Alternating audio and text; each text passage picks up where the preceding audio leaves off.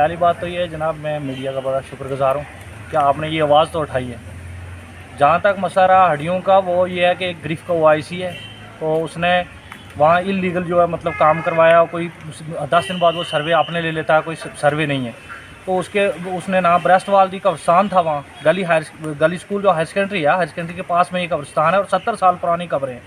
तो वहाँ जो है कब्रिस्तान ही पूरा बैग है, 4 कब्रें जो वहाँ से हड्डियाँ निकाल के दूसरी जगह जो दफन की गई हैं। तो इसलिए हमने आज SDPO साहब और हमारे SHO साहब, उनको हमने जो है एप्लीकेशन मूव की है और उनने हमें यकीन दिलाया है। तो हमें उम्मीद है, क्योंकि ऑनेस्ट ऑफिसर है, वो कार्रवाई करेंगे। हमने कहा है कि फौरी कार्रवाई होनी चाहिए इसके खिलाफ, OIC के खिलाफ। OIC BL साहब करोड़ों का घोटाला किया, सिर्फ खाली 3 किलोमीटर में 18 साल से काम चल रहा है। वहीं ज़मीन खोदते, लोगों के मकानों का नुकसान। हमारे 2 कब्रिस्तान और हैं जो इसकी जद में आ रहे हैं और मकान जो है 2 महल्ले ही पूरे बह रहे हैं। तो SDM साहब से भी हमारी बात हुई है, उन्होंने भी कहा है कि पूरी कार्रवाई करेंगे। हमें यकीन है इंशाल्लाह कि हमारी पूरी जो है मदद होगी। और ये बहुत ही एक बड़ा हादसा हुआ है हमारे साथ, ये इस OIC की वजह से। OIC BL साहब जो कि सिर्फ खाली पैसे के लिए, पैसे बटोरने के लिए चोर बाज़ारी मचा के रखी है।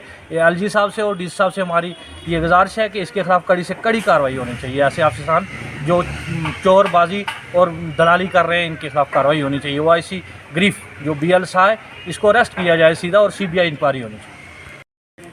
देखिए, सबसे पहले वहाँ पे जो हमारी कब्रें जहाँ जो वहाँ पे स्लाइड हुई हैं, मैं सबसे पहले लवाहिकीन की तरफ से मैं उनके गम में शरीक हूँ। और साथ ही साथ में मैं ये कहता चलूँ कि वहाँ पे जो हमने वहाँ से जो कब्रें, 4 कब्रें वहाँ से शिफ्ट हुई हैं, जो 1 किलोमीटर दूर की डिस्टेंस में जाके वहाँ पे कल बारिश के मौसम में वहाँ पे दफनाया। मैं वहाँ पे जो बाकी की 15-16 जो कब्रें वहाँ पे बची हुई हैं, वो भी इस टाइम इस बारिश के मौसम में वो भी उसी जद में हैं।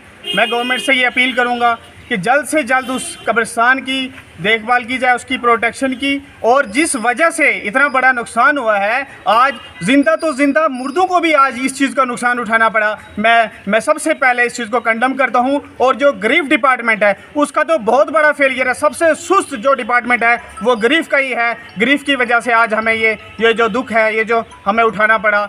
मैं अपने DC साहब से कहूँगा, DC साहब की नॉलेज में है कि क्या 2 किलोमीटर 9 साल में 2 किलोमीटर का डिस्टेंस जो है वो ये कवर नहीं कर पाए। उसमें जिन लोगों की सुस्ती है, मुझे तो लगता है इसमें एजेंसीज का हाथ है। कौन सी एजेंसी हैं जो वो काम नहीं होने दे रही हैं। और मैं DC साहब से कहूँगा कि इस मसले में इसका जल्दी से जल्द हल होना चाहिए। अगर ये ऐसे ही रहेगा, इसकी इंक्वायरी होनी चाहिए कि किन लोगों की वजह से ये जो ग्रीफ की जो रोड है, जिसमें आज कब्रिस्तान हमारा, वहाँ से कब्रिस्तान स्लाइड हो गया। और साथ ही साथ में वहाँ हाई सेकेंडरी स्कूल है गली गालाबन, उसकी बिल्डिंग भी उसी जात में आई हुई है। वो जो रोड है वो सिर्फ और सिर्फ ग्रीफ की रोड में, वहाँ पे उसको जो उनके जो ट्रैक, ये डेली ट्रैक चेंज करते हैं, उस ट्रैक की वजह से आज हमें ये नुकसान उठाना पड़ा। मैं जल्द से जल्द मैं गवर्नमेंट से कहूँगा कि इसमें इंटरवीन किए और इसकी इंक्वायरी होनी चाहिए।